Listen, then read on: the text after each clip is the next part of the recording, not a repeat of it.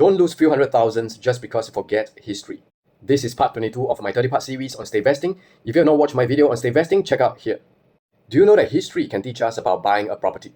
This is why it is always important to look at past charts. Today we're going to look at historical charts to avoid buying properties in certain districts, in certain areas. This is the price trend for District 1. District 1 consists of areas like Boat Quay, Chinatown, Havelock Road, Marina Square, Raffles Place, Suntec City area, and so on and so forth. If you look at the price trend between 2022 to 2025, you will realize that it is very unstable. That means that if you buy into this area, you are buying into uncertainties. It is a speculative region where you cannot enter just by first mover advantage. I would say that it is good to avoid this area unless you have huge risk appetite and you want to apply smart mover advantage. If you have not watched my video on speculative segment, check out here. By the way, OMG, oh my goodness, falls in this category. If you have not watched my video on One Marina Gardens, check out here.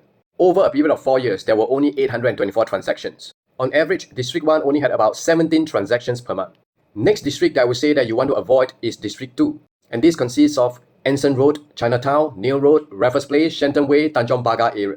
You can see that the price trend from 2022 to 2025 is also very unpredictable. Again, this area is a speculative segment. There were only about 667 transactions in 4 years. On average, there were only 13 transactions in a month. Next district that you may want to avoid is District 4. And this consists of Keppel, Sentosa, Mount Faber, Telok Blangah area. You can see that the price trend from 2022 to 2025 is also pretty unstable. For the past 4 years, there were 1,338 transactions. This is still not considered high, but it's higher than District 1 and 2 because it is a bit more livable. On average, there were about 27 transactions per month. Next district to avoid is District 6, and this consists of the City Hall area, High Street area, and North Bridge Road area. You can see that the price trend is pretty bad, but to be fair, there aren't many condos in this area. Another district to be really careful with is District 7. This consists of the Beach Road area, Bencoolen Road area, Bugis, and Rochor area. You can see the price trend from 2022 to 2025 is not very stable. Even though it seems to be moving upward, it is still fluctuating, so it depends on the price that you purchase at. Over a period of 4 years, there were only 464 transactions, which translates to about 9 condos per month. You might wonder how other districts performed as compared to these districts that I warned you about. Let's look at an example in District 3. This consists of Alexandra Road, Tiong Bahru, and Queenstown area. You can see that from 2022 to 2025, the price trend is very healthy on an upward trend. There were also more than 2,000 transactions in this area.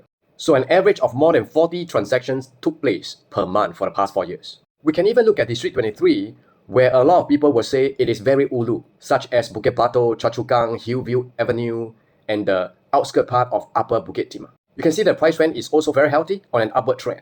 Again, for a period of 4 years, there were more than 2,800 transactions, averaging about 59 transactions per month.